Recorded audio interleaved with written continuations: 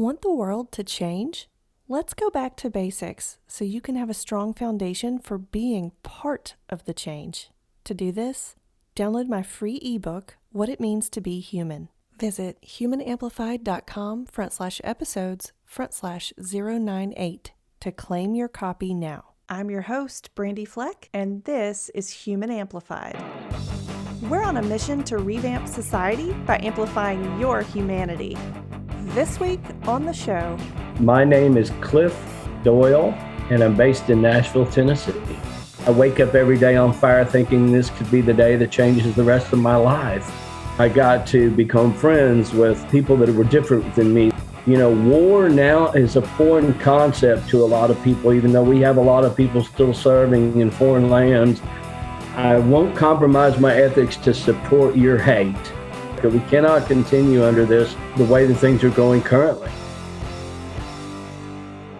Your humanity isn't up for debate. So as friends and family members are falling away from your life, triggered by a heated social media interaction or a toxic holiday gathering, what can you do? That's been the question for a while now in the age of political divide. So today we're talking to Clif Doyal, because lessons from his impressive life experience can apply to how we handle the discomfort, the sadness, the anger, and the grief that comes with the territory.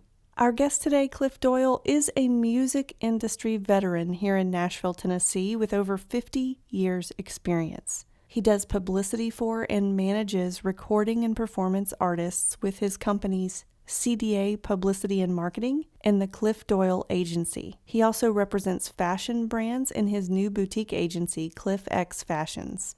Clif is uniquely qualified to share his experience on the topic because his curiosity and love for music has taken him through seemingly contradictory experiences where he's relied on shared humanity and common ground to connect. We're talking experiences like performing at Nixon's inauguration as a young teenager while Vietnam War protests were raging beside him, joining a racially diverse band in the late 70s and playing in rock and roll clubs where the racial tension was palpable, tour managing artists at Trump's welcome party in 2017, and then marching in the Women's March during the same trip. We dive into the foundation his parents built that set him up to have these types of experiences, why he'd want to interact with people on both political sides, and I say sides in air quotes, how his life is enriched from the experiences, but also what he does to deal with the social fallout.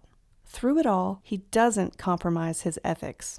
Aside from Clif's engaging storytelling, if you take away anything from this episode, let it be these points. A strong understanding of shared humanity helps you be a compassionate and kind person. You're not alone in these experiences of relationships changing or dissipating over a disagreement about human rights. Misinformation, toxic politics, and cancel culture do exist and impact our relationships through social media and news outlets. Music is a unifier. You can use it as such in your life. Common ground is the basis for relating to other humans. And that's how we start to heal the divide. For the links mentioned in this episode, and for some amazing photos Clif provided of his stories from the 70s to the present, visit the show notes at humanamplified.com/episodes/098. Clif, I am so excited to have you on Human Amplified, and I mean this when I say it is really good to actually talk to you in person because we've had a lot of interaction online, and so this is exciting. So welcome to the show. Thank you. Happy to be here, Brandy. Thank you very much. Yeah. Can you introduce yourself to our listeners, who you are and what you do? So my name is Clif Doyal, and I'm a lifelong music industry professional based in Nashville, Tennessee. A bit of a jack of all trades in the industry, but at this moment, I'm largely focused on artist management, publicity for artists and performance artists. And then I also have just recently launched a fashion brand management company. So I'm a little bit all over the map. Yeah. Well, that's really awesome. How did you make the leap from music to fashion? I know they're like intertwined, but can you tell us about it? Well, they are intertwined. My mother was a seamstress who made all of my clothes until I was probably about 17. Wow. And I'm a child of the 60s and the 70s. So fashion was a big part of music in that era and still is. But I grew up, watching Jimi Hendrix and The Who and the Beatles and Janis Joplin. And Mm, I wanted to dress like them. yeah. So a lot of their styles came from Carnaby Street in London, and that kind of style. Guys in general don't get to be quite as fashion forward as women, Yeah. and I wanted to be that. And I was grew up in a small rural area, and I would just show my mother a picture of the latest bell bottom or scarves or whatever that my rock star icons were wearing, and I wanted to be like them, and she would whip it out. And again, so I grew up around fashion. I've always loved fashion, especially women's fashion.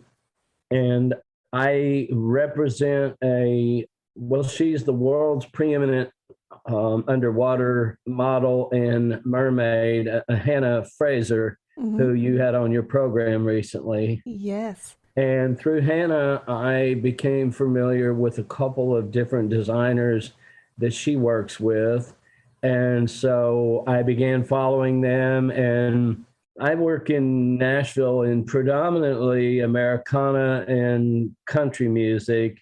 And as we move forward, the women in those genres are becoming much more fashion forward and Mm. looking for unique, one of a kind, custom made pieces. And so I saw a need and a niche in the marketplace that I could help with, and just seemed like a natural fit to me to add to my portfolio of companies. Yeah. Like I don't already have enough to do. Yeah. And so you represent singers, songwriters, musicians, performers. You also have this fashion startup basically, but you're a musician yourself, isn't that right? I am. I started playing professionally in church and in nightclubs when I was about 12. Okay. And again, I lived in a very rural area, so there wasn't a lot of opportunities for performers, but I found them. And yeah, my mother, God rest her soul, she was my biggest cheerleader. She would haul me to gigs in these really, knife and gun um, style nightclubs. And she was young and pretty and short and blonde. And so she would sit there all night long while guys would hit on her so her son could pursue his dream. Oh, I really owe my career to her. But yeah, I began playing professionally at a very early age. Again, a drummer okay. and a percussionist and aspiring songwriter. I've written songs in my life. I wouldn't call myself a songwriter, but yeah. So I've been doing this a long time. Yeah. I think it's amazing that you're doing things that you're passionate about. And I can tell that, like, I mean, I like the fact that your mom's influence is sort of carrying through your career as it evolves. So you've given us a really great insight into your personality. But if you could sum up what your personality is like, how would you describe it? I look at myself as a connector. I'm a glass, half full guy. I've got a saying, I wake up every day on fire thinking this could be the day that changes the rest of my life. So I try to be outgoing, and I try to be a positive influence on those around me. And, we live in a sometimes dark world, and I just try to be a light and spread love. I think really it just, the Beatles, I think, said it best. All you need is love. And Yeah. I believe that that's so true, that love and everything that surrounds, goodness makes it a much better world for everybody. So I just, a lot of people call me a bright light, and Yeah. I take that as a high compliment because that's what I aspire to be. Okay. I would love to highlight some examples of your personality that you've told me before we started recording. So you mentioned that you have done things throughout your life like perform in racially diverse bands when it wasn't necessarily acceptable or, the thing people were doing in society. You performed at Richard Nixon's inaugural parade in 1973. You performed at the welcome celebration for President Donald Trump in 2017. And then the very next day, you marched in the women's parade. So this is sort of related, I think, to you being a connector. But why do these seem to be conflicting events, but aren't for you? Well, I think for me, it really comes down to I was always an old soul. So I'm going to have to tell you a little bit of a story here. Okay, great. Growing up in the era that I grew up in, which my earliest memories are of the assassination of John Kennedy and the civil rights movement of the 60s. And I lived in a rural town. There weren't any people of color in my area where I grew up. If you went to the city, you saw people of color, but I didn't have any friends that were. But I was always very interested in the world at large. And when I was in the second grade, I was the kid that was always the class clown. I guess I'd get my work done and be bored. And so the teacher would set me off in the corner with world books and say, do a report on Egypt, do a report on, Thailand. I want to report on my desk tomorrow about Bangladesh or Pakistan. And so for me, I traveled the world in those pages and dreamed about a life that would be beyond the small rural area that I lived in and the farm that we milked cows and raised beef on. And so I was always a curious soul about other humans and how they lived. And I was into archaeology and anthropology. So, the thought of all of us coming from the same place, in Olduvai Gorge in Africa, or, since then they've made other discoveries about where early man, we all come from the same place. So for me, it really started when I was 16. My father moved to Saudi Arabia to build highways and city streets. And my mother and I joined him there, and I went to work for his company. Everyone on our crew was either Arabic, and they largely were the men that drove the trucks that had the asphalt in them. I worked on an asphalt paving crew. The laborers and the people who worked around me were all from Yemen, and most of the foremen were from Somalia. And I was the only white guy on the whole crew. And, my father was over a number of projects. So during that time, I would sit, while we're waiting on a truck and speak with the Somalian foreman. And I'm like, can you teach me some Arabic and some Somalian? Because I want to be able to communicate better with these folks that are around me. And then the same with Yemens. And so again, totally racially diverse. You've got Black Muslims and Arab Muslims, you all mixed together there. And those men were fiercely loyal to me. And I was a hippie kid in the 70s. This is in the 70s. And Okay. I had, shoulder length blonde hair. And in Saudi Arabia at that point in time, well, still is, like long hair on men is not acceptable. And they will actually, they have what's called religious police that will literally come onto the street and cut your hair. Oh, okay. I had a couple of confrontations with some young boys who would come up and, say, Matawa, Matawa. Well, that's word for religious police. They were threatening to call the police on me, and these men would surround me, and I couldn't tell what all they were saying, but I could tell that they were taking up for me, and they were threatening these young men to leave me alone. Mm. And so they were fiercely loyal to me, and they made a very strong impact on me that here I am, I'm completely different than you are, but we're able to work together and you care about me. Yeah. So then when I moved back to America, I actually worked days and went to school at night in downtown Dallas at a night school, Crozier Tech, and was graduated from there.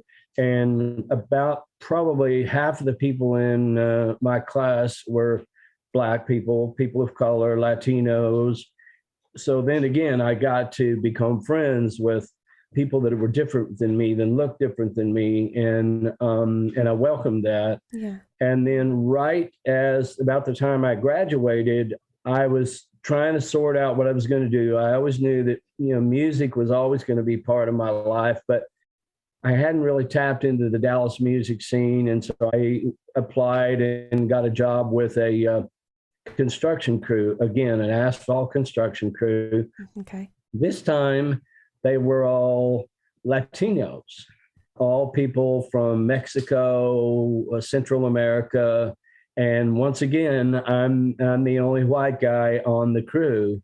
And so I became friends with many of them. And one was my next door neighbor, and he and I would ride to work together. And his mother always sent us like tamales that were wrapped up in aluminum foil. And I remember putting them on, part of my engine where they would not fall off. And so that way they would stay warm on the way to work and turn the car off. And by lunchtime, they're still warm. Oh, and wow. I learned that little trick from the guys that I worked with. And again, it was all, they would look out for me. I remember one day going into a heat stroke, and I kept wanting to drink water. And of course, they gave you salt pills. This is in Texas. It's very hot, not as hot as Saudi Arabia, but hot in a different way with maybe more humidity. I wasn't used to that. And I remember they just kept shaking their head, no. They were all trying to tell me, no, don't drink any more water, because they knew that I was going into a heat stroke. And so they took me, and got some hay bales and stuff and spread them out so I could lay down. And again, took care of me. Yeah. And again, you see that humanity, that shared humanity of caring for each other. And that really resonated with me. Like, these guys have really no reason to care about me, no reason to try to help me, but that's what they're doing. Yeah. When I left Dallas, I came back to Missouri, where I had grown up, and went to college at Missouri Southern State. And while I was attending college, I had gotten back into the local music scene there because I knew a lot of people from my past, and was playing in country bars. And one day I was playing tennis at the college tennis court, and there was a guy came on the court, and I recognized him, big, tall, just striking Black man with the afro with a white dot on it. You couldn't miss him. And I knew who he was. I knew he was a local entertainer. And I said, "You're Andre Burks. You're in the group Dice. That's your band." And he said, "Yes, I am."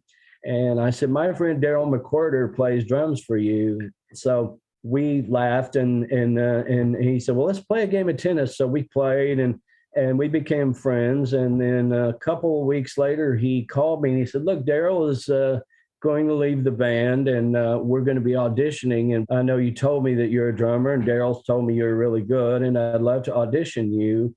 So I went and auditioned, and it was him and another Black man, a guitar player from, they were both from St. Louis.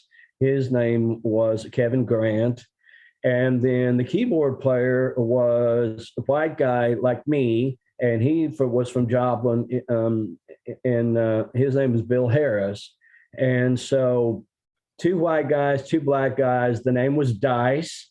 So we had the branding of the black and white. Okay. Very much a hard rock, progressive art rock band. Maybe if you mix Led Zeppelin with Styx and Kansas and Queen, and very dynamic, scouted by record labels. Were it not for internal problems within the band, we would have probably ended up with a record deal.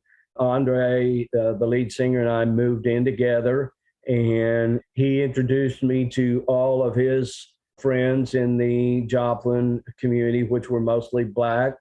And so I got to hang out with them and eat, barbecue and whatever they were having at the moment. And they'd make fun of me sometimes about the way I ate a rib or something like that. But it was all in good fun. And we played in some places where you could kind of feel the tension in the room, maybe where everybody that's white is sitting on one side of the room and everybody's black is sitting on the other.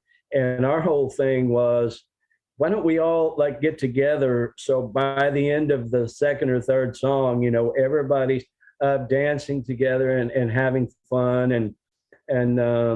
But Andre married a white woman who came from a very religious background, and racially mixed couples were not necessarily socially acceptable in rural southwestern Missouri in the late 1970s. So we ultimately moved to St. Louis, which proved to be disastrous from a creative and career standpoint, because the disco boom was just hitting and rock clubs were closing. Okay.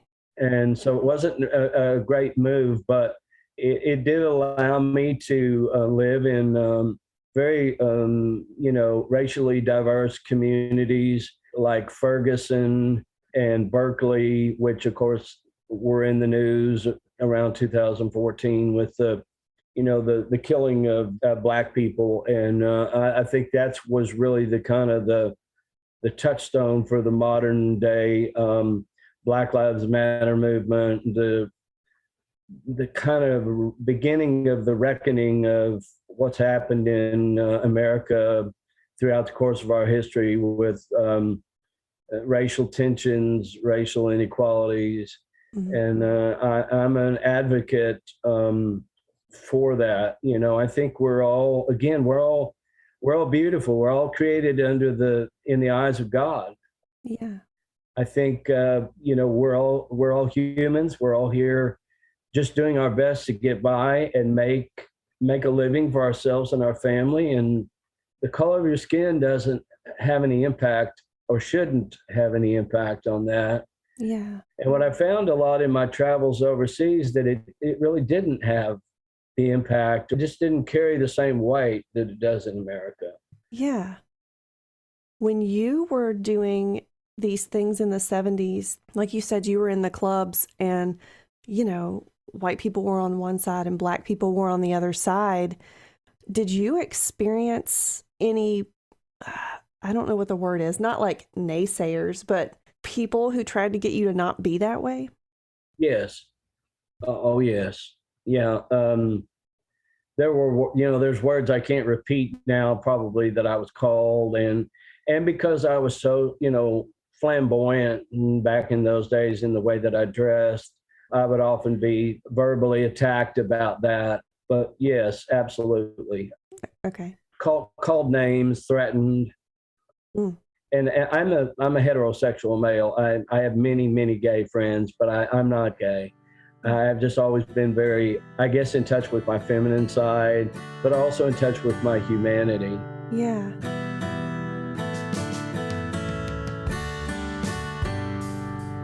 Listeners, we're talking to Clif Doyal, recording and performance artist, publicist, and manager based in Nashville, Tennessee. He owns CDA Publicity and Marketing, the Clif Doyal Agency, and ClifX Fashions. It's time for a quick break. I'm your host, Brandy Fleck, and this is Human Amplified. Here at Human Amplified, we're on a mission to revamp society by amplifying your humanity. You're here because that resonates with you. So where do we begin changing the world together? As with any good goal for change, a strong foundation to start from sets you up for success. That's what my free ebook, What It Means to Be Human, is all about. To go back to the basics and build your foundation, you'll want to explore what your existence means, what your humanity means, what it means in relation to other humans, and how that fits in with the rest of our world. So my free ebook helps you have fun while you do that, guiding you through the various nuances of our humanity based on the answers of 3 seasons worth of our podcast guests, with trends and themes explained for you in a beautiful PDF you can read on any device. It goes deep so you can go deep. You might be surprised at what you discover about yourself, and perhaps your mindset will even expand. What a beautiful contribution to society. Get your free copy of What It Means to Be Human at humanamplified.com/episodes/098. Now, back to the show. We're talking to the amazing Clif Doyal, publicist, manager, and music industry veteran based in Nashville, Tennessee.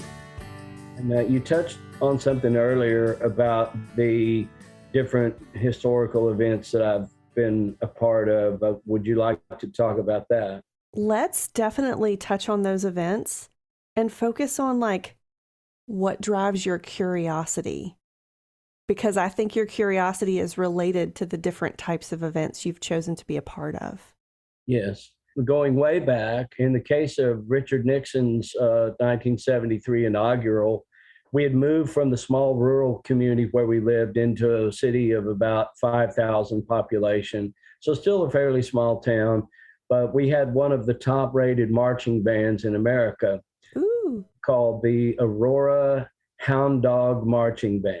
Okay. Before I came to school there, they had marched in the Rose Bowl Parade. During my time there, we marched in the Cotton Bowl Parade. We marched in Arrowhead Stadium for major games. We backed up an entertainer at that time that was named Bill Chase, who was a trumpeter, and there was a whole field full of people that were accompanying him. He was up on a big screen, and all of these bands are playing along with him. So we were a top-rated band, and we were invited to the inaugural. Nixon had just been elected by the largest landslide in the history of American elections in 1972, in that November. So the Vietnam War was still raging, and I was conflicted because I had friends, older friends, and we had even in the small community that I grew up in, we had a young man die. We had many that served. I knew older friends of mine who had served, or their family members that served. And at that point in time, even at my young age, I was very aware that the Vietnam War was definitely a lost cause and some place we should not be. But of course, I'm a kid. I think I'm 14 at that time. So we go, and I considered it to be a great honor, regardless of who's president, to be in our nation's capital. I had never been, and it had always been a bucket list trip for me and my mother. Mm-hmm. She ended up getting to go and be one of our chaperones. But I remember the morning of the inaugural, we're standing in parade formation on the street that is adjacent to the Lincoln Memorial, and forgive me that I don't recall the name of that street, but we're standing there. It's probably 18 degrees, really cold weather, and we're standing, in formation, so we can't move, and we're there for probably an hour just standing at attention. Mm. Meanwhile, just across the way, on the mall, there are probably 250,300,000 protesters. I remember very vividly flags being lowered down from the poles and coming back up upside down, which of course is a distress signal. I remember seeing some flags going back up on fire, burning. Ooh. I remember Capitol Police mounted on horses, beating protesters with billy clubs. So it was all very concerning and disconcerting at the same time to see all this happening and know that I was really just a small cog in the wheel and really not able to do anything. But I remember marchers coming into our band, and like I remember one guy coming up and screaming in my face and saying, "Aurora, where do you stand? Why are you here? Why are you supporting, this man, this regime?" And I remember looking at them and saying, I'm on your side. I'm just here providing entertainment. I'm here because we got a call to come perform, and music is a unifier. So we're here to unify. And I was really, almost lost for words because he was so passionate about his not understanding why we were there. But you were like 14 Yes. and having to like explain this to someone like that. Wow. Yes, and probably numerous people. He stands out in my mind because he was really right here in my face and really in a very threatening manner and just hollering, screaming at me. And I think maybe that crystallized for me that there is a way that you can communicate with people without screaming. Mm-hmm. Because I wasn't screaming at him, but I was trying to make him understand that I was there to help try to bring people together, not necessarily to celebrate the inauguration of Richard Nixon, although he had been elected president, duly elected. Mm-hmm. So I came away from that experience very enlightened and probably became more, at least inwardly, if not outwardly, opponent of the Vietnam War. People don't realize now, when I was a kid, you'd sit down to the dinner table, you turn on the television, and here's, Walter Cronkite or Dan Rather, and they're on the battlefield and people are dying right in front of your eyes. And people now, they don't understand that. War now is a foreign concept to a lot of people, even though we have a lot of people still serving in foreign lands. Yeah. It no longer comes to us in the way that it did then, in kind of an unfiltered way. And of course, as time wore on, when Americans began to see what was happening in Vietnam, the tide turned against the war. And a lot of that had to do with Walter Cronkite being there and saying to the American people, I don't think this war is a winnable war. Mm-hmm. Okay. So how does your experience at the Richard Nixon inauguration parallel your performance at the welcome celebration for President Donald Trump? Well, let me back up just a second. I did not actually perform at the inaugural for Donald Trump. I actually tour managed two different groups who did perform. Oh, okay. So I basically was in charge of everything, all the advance work, all the legal contracts, all the Secret Service clearances for 40 people, entertainers, musicians. We had two Secret Service gentlemen on board with us and a special ops person. So I'm actually in charge of bringing people from all across America to Washington, D.C. And one of the groups was called the Front Men of Country, who I managed and booked at the time. And they actually performed at the Lincoln Memorial for the welcome celebration, which was the day before the inaugural. Okay. The day we were there for rehearsal, I was feeling a bit conflicted at that point because my client, Tim Rushlow, and at that time I managed Tim and his big band, someone from the inaugural committee, they had seen a video of Tim's big band and had reached out to us about the possibility of the big band performing for the actual inaugural ball. And I'm a bit of a political and news junkie. Okay. I knew at that point in time it was a very divided election process. It was very toxic political environment.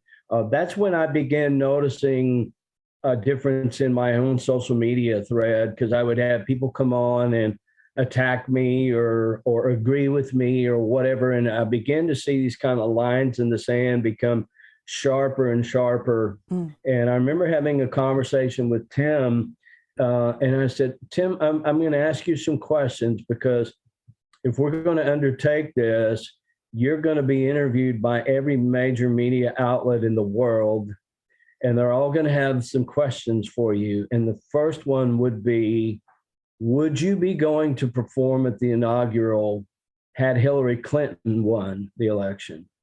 Tim said, yes. I said, why? He said, because I feel like I received a call from my country. And he said, I have been on battleships. I have been at the most forward bases in Afghanistan and Iraq to perform for our troops. I'm an American first and foremost, and I received a call from my country. I said, that's a good answer. Second question, who did you vote for? He said, that's between me and God. Once I pull the curtain, that's my business. And he said, I am a entertainer. I'm not a politician. My job is to use music to spread hope and joy, and possibly through my music, there can be a common connection that can transcend the politics of the day. And I said, good answer. So we ran through some other things, including, I said, you understand you're going to be loved by many and hated by many. And he said, yes, I understand. I said, you're going to lose part of your fan base over this. And he said, yes, I understand. I said, you're also probably going to gain fans over this. This is a very divided situation that we're prepared to put ourselves in the middle of. Are you prepared for everything that comes with this? And he said, yes. And so we took great steps to make sure that, A, we were protected on the trip by being surrounded by security of our own. But we also took great steps to make sure that he could never be backed in a corner, whether he was on Fox and Friends or CNN or being interviewed by the Washington Post or Variety magazine. That basically he's Switzerland. There is no side. There's only the fact that I'm here to perform and, again, serve my nation in the way that I know how, through music. And so for me, through the 6 days that we were there, I really grasped onto the opportunity to not only, be with the front men at the Lincoln Memorial. We're standing on the steps of the Lincoln Memorial. And as Donald Trump is coming down the steps of one of our most hallowed pieces of real estate in America, hallowed memorial, a Rolling Stones song came on called "You Can't Always Get What You Want," and that was my late wife's favorite song. She would always say, "You can't always get what you want, but you get what you need." And so in that moment, I felt her with me as I'm standing behind a light wall of a video wall, and I'm literally 10 feet from the President of the United States and his entourage. So that night of the inaugural, Tim performed for a global audience that night and performed the first dance for Melania and President Trump. So I'm in the room with 20,000 diehard Republicans, and we're talking and visiting, and they've learned, that I'm tour managing the artist, and they're telling me how much they loved him and they love his music. And so there was that experience. And I wanted to experience that whole trip. Number one, again, because like Tim, I felt like I'd gotten a call from my country, and it's a once in a lifetime experience. When all of it was finished, I figured if I could do that as a touring professional, and tour manage everything and have largely everything go smoothly and move that many people from point A to point B, working with two different inaugural committees, one in one ear and one in the other, that I could probably do about anything when it comes to tour management. Yeah. But again, I wanted to be there because I wanted to know what they were thinking, what the pulse of the Republican Party was at that point, leaning more liberal. And I started voting in 1976. I first voted for Jimmy Carter. During that time, I have voted for presidents and representatives on both sides of the aisle. I vote for the person, not the party. And I think the part of the problem in America is we've gotten too much about a party. It's like the cult of personality. And it's if you don't vote for the party line, then you're not a good person.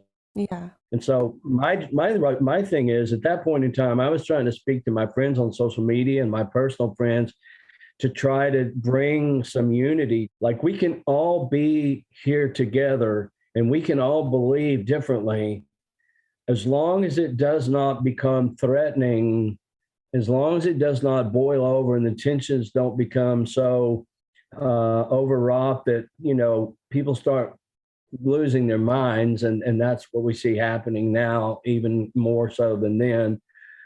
But I wanted to experience that. I wanted to know what they were thinking. Yeah. The following day, I had already planned to attend what at the time was called the Million Woman March. They later named it the Women's March because it was actually way more than 1 million women, not only in Washington, D.C., but in major cities across America and across the world. And I wanted to be there. I've always been a very strong advocate for women. I was raised by the most powerful woman in the world. She farmed, she cooked, she raised a family, she knitted, she crocheted, she wrote a cookbook, she taught women how to drive when women didn't drive in the 60s. So to me, I never saw a difference between men and women. The most powerful figures in my life had many times been women, starting with my mother. Mm-hmm. I've just always been very passionate about just close to women. Have many women friends that have been lifetime friends. Some I see, some I only see on social media. But so it was very important to me that I was there at the Women's March because I wanted to also know where they were coming from. Mm-hmm. And also, is there anything that I can do to bring some understanding to what was, being called in advance, very polarizing. I had many, several women friends of mine going, we don't understand what the problem is. We don't understand. And well, the problem is they're concerned about women's health care. They're concerned about the rights of women in general. And they're not happy with what they're seeing coming from the new administration, from talks that President Trump had and members of his administration had regarding, certain rights for women's health issues. And that alarmed women, and rightfully so. So I got up from the hotel that morning. I was planning to go to the march by myself. And I got downstairs, and there's this group of women, and they all have signs, and they're resting. And so I knew that they were going to the march. And I walked over and I said, point me in the direction of the best place to, go to the Women's March. And they're like, why are you interested in going to the Women's March? And I told them the story of my mother. And I told them the story of my late wife, Kathy, who I lost to breast cancer in 2004, and her struggles and her battle, and my current wife, Patty, who has MS, and how, women's rights and women's health care is very important to me. And well, it turns out that they were a group of women from a Planned Parenthood group in Kansas. And they just adopted me. They said, well, you need to come with us And we'll march today for Evelyn. That was my mother. We'll march today for Kathy, who's shining down on us. And we'll march for Patty. And you come be with us. So I went to the march with a group of just amazing women from Planned Parenthood, from a little branch in Kansas. I would have people say, well, why are you in town? Did you come to town specifically for the march? And I said, no, I was actually in town to provide entertainment and tour manage entertainment for Donald Trump's inaugural. And they would just recoil, like, why would you want to do that? And I said, well, because then I can speak to friends of mine and I can speak to a larger population about what I witnessed in those few days in Washington, D.C. was a lot of different sides of completely polar opposite views, but then finding people in the process at both the Women's March and in association with the inauguration that had common ground. And I think that's what we're lacking more than anything, especially now more than ever, is common ground. I don't regret being a part of either event. I think it helped, again, the curious part of Clif Doyal to enlighten me, to help me understand there's people of different mindset, different political affiliations, different sexes, different sexual persuasion, different colors. But again, we're all human. And the only way we get to make this a better world for all of us on this little blue marble that we call Earth is if we can all work towards common ground. And it just comes through understanding, not just listening to the media who's saying, well, this person is evil, that person's evil. They're evil because they believe this, and they're bad because they're liberals, and they're bad because they're conservatives. And what I find is, yes, there are extremes on all sides of the political coin. But what I find is if you get off of social media and you're just sitting in a coffee shop, me in the case, leaning more liberal and visiting with conservative friends, we tend to find more common ground than we do ground that we're not common in. And there's no screaming match going on and nobody's getting threatened. And I think the social media is the great, I think it is at once the greatest thing that's ever happened to us and possibly the worst thing that's ever happened to us. Yeah. Because it allows people to kind of hide behind a shroud of anonymity and spread hate. And I'm not sure where that leads. I know it doesn't lead to a good place, and I don't know how to get to a better place between cable news that, you have the far extreme right and you have the far extreme left, and then you have somewhere in the middle. And you have a lot of people screaming at each other and calling each other names and threatening each other. And we cannot continue as a society, and certainly not as a United States of America. We cannot continue under the way that things are going currently. I mean, I'm a very optimistic person, but I also recognize we're at a dangerous point in our democratic experiment. We have to get back to a place of unity, and I'm not real sure how we get there, but I believe it starts with one. And if it starts with me, then so be it. Yeah. And I'll hold up my hand and I'll talk to you. I don't care what you believe. I'm not here to judge anybody. I'm here to try to be a unifier, someone that can maybe convey what the other side is thinking, or maybe convey what this side is thinking, or, and really try to break down the sides. We're all Americans. There is no side. Sides are imaginary divisions that are created, unfortunately, by politicians who sadly no longer lead. It's all about identity politics, and it's a very dangerous place to be in. Yeah. Going back to your management experience and coaching of your client. I thought that was really interesting how you coached in order for him to be neutral. And well, I mean, he came up with great answers on his own, but what do you think of the current situation where lots of artists are coming out and saying they're on one side or the other? Well, again, as a child of the 60s, I really don't have an issue with entertainers taking a political stance through their music or through their words. I think now, though, what I advise my clients is you have to be ready for the blowback that comes with that and the loss of fans and the canceling that is now, people are ready with daggers to come at you if you believe differently than them. So I do try to advise my clients to try to take a neutral stance in regard to politics and maybe express it through their music as opposed to an interview situation. But I mean, I have friends in the country music industry and in the non-country music industry are very vocal, either one way or the other. I just always say, we're in a different time now than we were in the 60s.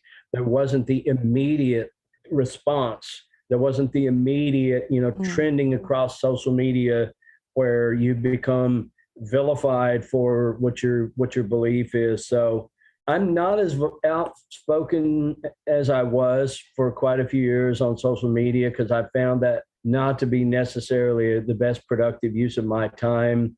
I still post about things that are passionate to me, social injustice issues, social issues of the day. But I think everybody should be able to speak their mind. I mean, we live in the United States of America. We do have freedom of speech. I feel as long as you're not threatening anybody, and again, you're willing to suffer the blowback that comes with it. I don't have a problem with it. I do, though, strongly advise my clients to stop and think about, is it really worth the risk or the hit you're going to take on your career because you've taken a particular political stance? If you feel like it is, then you have my support. I don't try to muzzle any of my clients, but I do try to counsel them on the ups and the downsides of it. Okay. My last question for you before we get into all the details about where our listeners can find you and see all of your work and follow you and all of those things. Your stories have just sort of illustrated the types of political divide that you've lived through and experienced during your life. And it seems like we're in a time right now where there's a ton of political divide, and especially surrounding the pandemic right now. Yes. Have you lost people in your life because of your stance or way of sort of trying to be a unifier? And if you have, how do you deal with that? To answer your question, yes, I have. I probably, of my, followers on, especially on Facebook, probably starting about the time of the lead up to the election of 2016, and then during the George Floyd era of 2020, with all that was going on with that. And then the next thing going straight into the pandemic. Yes, I have lost many close personal friends and many acquaintances who may not have unfriended me, but have said harsh words to me or stopped following me, stopped communicating with me because of my stance. First of all, when the pandemic was declared and COVID began to be discussed, it was immediately politicized. Mm-hmm. I have been unfriended or shunned, as we could call it, by many friends of mine, especially conservative friends, who either believe the pandemic is a hoax, that the virus is a hoax, or that they're against vaccinations.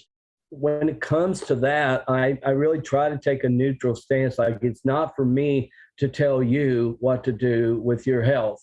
But yeah, I've lost not only personal friends, but immediate family friends have shunned me or alienated me or just kind of put me out of their lives because of either my political beliefs or my stance on the pandemic and the situation we find ourselves in with the virus. Yeah. I think a lot of people are going through similar experiences. So I would love to hear like how it makes you feel and then how you deal with those emotions, that loss, any part of it that you have to deal with. Well, it makes me sad, really, because you don't have to love me. I mean, I've got love for everybody. You don't have to love me. That's fine. If you choose not to love me and you have a problem with me or any way that I believe, that's really your problem. That's not my problem. Mm-hmm. And it's taken me a while to arrive at that mindset because it does hurt when you realize that, people you've done business with for 20 or 30 years no longer communicate with you, don't reach out, or family members who don't reach out to celebrate your successes, to mourn with you in the times of your loss, to support you in the times of your happiness or in your sadness. And I'm human like everybody else. I have good days and bad days. And it really bothered me for a while. And then I just had to come to grips with I can't really do anything about it because in the end of the day, I'm only responsible for me. And I can only act in a loving, giving manner towards people and non-judgmental and not attacking anybody. That's all I can do. I can't change the way that you feel about me because of my political beliefs or my beliefs about vaccines or the pandemic. I can't change that. But what I try to remind people every day is we can let these petty differences continue to divide us in our families, in our friendships, in our country, in our world. But we're only going to live so long here. Mm-hmm. Tomorrow's not guaranteed. And is it really worth sacrificing your relationship with me for some short-term issue that is going to be gone eventually? There won't be the pandemic. It will come under control. Presidents come and go. There will be a different president. And I'm not totally in line with everything that the current administration is doing when it comes to any particular given thing. So I'm really trying to find more middle ground, but it's very sad. And how do I deal with it? I've just largely had to decide that that's your decision. And if that's your decision, then I can't do anything about it. I'm not here to win any popularity contests. Yeah. I don't have a fan club. I'm just me. Yeah. I just get up every day and put my pants on one leg at a time and do the best I can and hope at the end of the day that I've brightened your day, that I've somehow helped you with your career or with your life or with the problem you're having, and just be a good person. And if that doesn't suit you, then I can't help that. Yeah. So yeah, it sounds like that you're not compromising who you are to please other people, and you're not trying to control their reaction to who you are. No. I have never compromised who I am. That's why I'm still in the entertainment business, 51 years now, because I was really on a mission from God after I saw the Beatles on Ed Sullivan. I was not going to do anything else with my life. I've never compromised that. I've never compromised myself with money.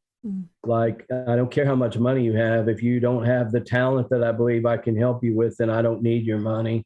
I've never compromised my values for money or for gain, career gains. I'm who I am, warts and all. Take me or leave me. I'll accept you for who you are. And as long as you're not threatening my way of life, you can just go off and believe whatever stuff you want to believe, whatever crazy political conspiracies or conspiracy theories, as long as it's not stepping on my toes or impacting my world, knock yourself out. You do you, I'll do me. Okay. How do you do that? Like, how do you not compromise who you are while accepting other people? So I guess what I'm specifically thinking about is like systemic racism or something like that that's ingrained into some of our policies and government and things like that. So if you're accepting of other people, how do you also change the world? Well, I'm accepting of other people to a point. If you're projecting hate into the world and you're projecting racism into the world, I don't want to be, I don't accept that. So when I say you can be whoever you are, as long as it's not impacting my world, and you've hit on a point, like if you are a politician or a person of political influence and you're pushing a racist agenda that is attacking my Black brothers and sisters or my people of color, no, I'm not going to stand with you. I'm not going to agree with you. I can't change you. I can just speak out and tell other people I don't support this person. So when I say I'm accepting of other people, I'm not accepting of, I don't like bullies. Mm. I don't like seeing people being bullied. I will come out against people who are bullies. And I will also come out against people who spread conspiracy theories that are damaging to our country. When it starts infringing on our way of life, that's when I draw the line. I will not compromise my ethics to go, oh, yeah, what you're doing over there is fine. Mm. I will call them out. Yeah. So I'm a peacemaker and a unifier to a point. But if you support something that is endangering our life, whether it's politically or through the continuance of systemic racism within our society that affects every facet of our society, then no, I do not support that. I do not stand with it. And I don't want to be your friend if that's what you truly stand for. I do believe people are capable of change. Mm. I will say that. Yes. So I have seen people who were racist, who didn't understand it, who changed. I saw people who were toxic in their beliefs that, pick a subject. I mean, I believe I have helped change. I've had many people reach out to me and say, I never thought about the Confederate monument issue until you explained. Most of those monuments went up in 100 years after the Civil War. They were put up as a reminder to people in the South that Jim Crow is very much alive. And here's right in your face, daily affirmation that you're still under our thumbs. And I think monuments are meant for museums. If you want to put up a monument, let's build one for Mother Teresa. If you want to build up a monument, let's build one for George Washington Carver. Let's build one for Jonas Salk. Let's build one for someone who changed the world, not someone who helped divide the United States of America. Mm. It's time to put that issue to bed. The Civil War is over. There is no South and North. There's a United States of America. And but I've had people reach out to me about that. I've had people reach out to me about the George Floyd incident. I've had people reach out to me about Donald Trump or Biden or, whatever, fill in the blank, and say, you made me think about it in a different way. Mm. And I think that's what I try to do as a person, is just, I'm here to love everybody. But again, I won't compromise my ethics to support your hate. Gotcha. Well, I think that's a good summary of it. So, Clif, where can people find you and all of your amazing things that you're doing? Well, my personal Facebook is just Clif Doyal, Clif Doyal. I'm also on Instagram at the same Clif Doyal. My publicity company can be found at cdapublicity.com. Okay. And that's where all my PR work happens for the artists and performers I represent. You can go there, take a look, and see where my artists are at, whether it's People Magazine or CMT or Diddy TV, wherever they're getting coverage. People can find me on LinkedIn, same, Clif Doyal. There's a lot of information about my history there. And they can also find my new fashion brand management company at Clif X Fashions at Facebook, and then the same on Instagram, Clif X Fashions, and it's CLIFX Fashions. Okay. And that's probably the best places you can find me to kind of see all the stuff I'm up to these days. Yeah. Well, that's amazing. And guys, go check out the show notes because it will all be linked there. Clif, thank you so much for coming on the show today. It's been awesome. Thank you. Well, I appreciate you having me very much, Brandy. Thank you very much. Subscribe on your favorite podcast platform and learn more at humanamplified.com. Go now to claim your free copy of my ebook, What It Means to Be Human, at humanamplified.com/episodes/098.